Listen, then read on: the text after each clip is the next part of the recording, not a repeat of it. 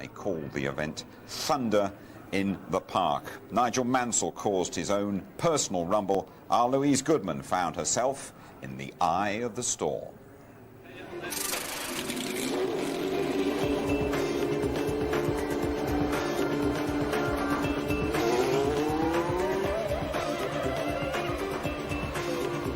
The European Minardi team had no less than 5 two-seater Formula One cars at Donington, and the day certainly met with a roar of approval from the lucky fans who got to experience the thrill of Formula One firsthand. That was super.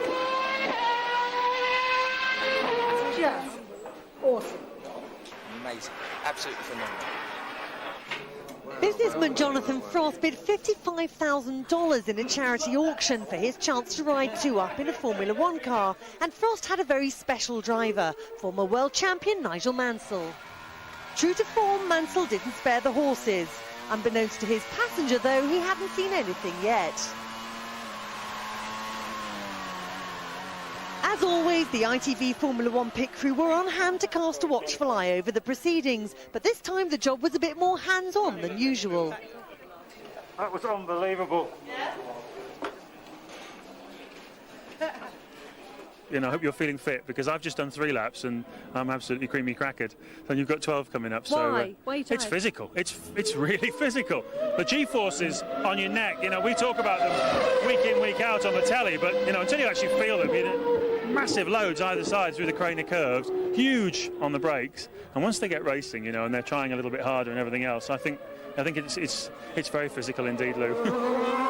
It's a rolling start and history is being made over the line. 5 two-seaters. The first Formula One two-seater race into Redgate, the first corner. Then on to the Craner curves. Tarso Marques leads from Brazil. Now we're riding with Nigel Mansell. 2 cars ahead of him as he comes out of Coppice down the long straight. That's Jonathan Frost. He paid £30,000 to be there and he's enjoying it. But now Paul Stoddart leads in the only red car. Watch it. Nigel Mansell going through on the inside. And he takes the lead as Tarso Marques pulls out of the race, and he's on fire. His passenger is literally having a hot seat. Last corner coming up.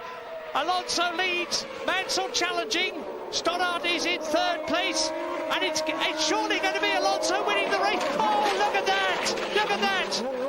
And Mansell looked perfectly all right. They were very, very lucky indeed. They being Fernando Alonso and me in the back of his car. Front of us just slowed right up coming out the corner. Thankfully nobody was hurt in the accident, but in my experience the podium was a much more dangerous place. It was a day to remember in many ways. I've got this little souvenir of my Formula One experience. You've already put 1 mark on it. I was just wondering if you Is that my mark? That's your time. Put your official one on it as well for me. That hurt me, that picture on the podium. Bit of a surprise. He normally finds the right end of the champagne bottle, isn't he, Louise? But you were there, Tony. Quite an eventful day by the sound of it. I mean, she had a lump the size of an egg on the back of her head from that one. It was a real big hit, but we were very, very lucky because I sat in the driver's briefing with Nigel and Paul Stoddart, all the drivers, and you had to put on a show for the public. That's what it was about, but a controlled show. And what Fernando did, basically, with Louise in the back, he came round and realised, saw the checkered flag there, and eased off, backed off too early. Nigel, with the big prize winner in the back there, the man who paid $55,000, Jonathan Frost, right over the top. I was right there on the start-finish line with the film crews, and we feared the worst. The day had gone so beautifully, so brilliant. Look at this. Nigel had nowhere to go.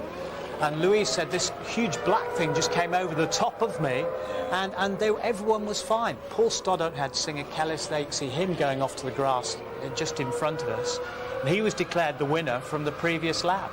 Well, he got a flying ride for his money, I suppose, didn't he? But old habits dying hard with Nigel, or what?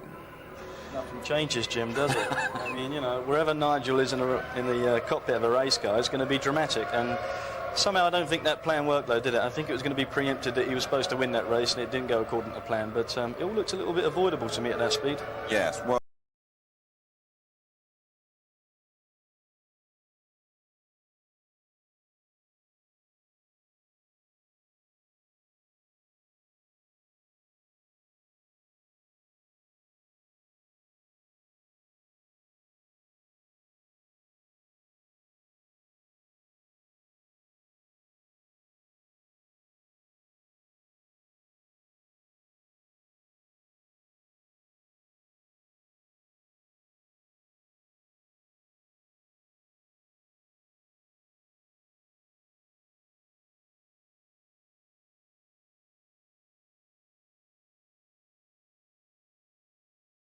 How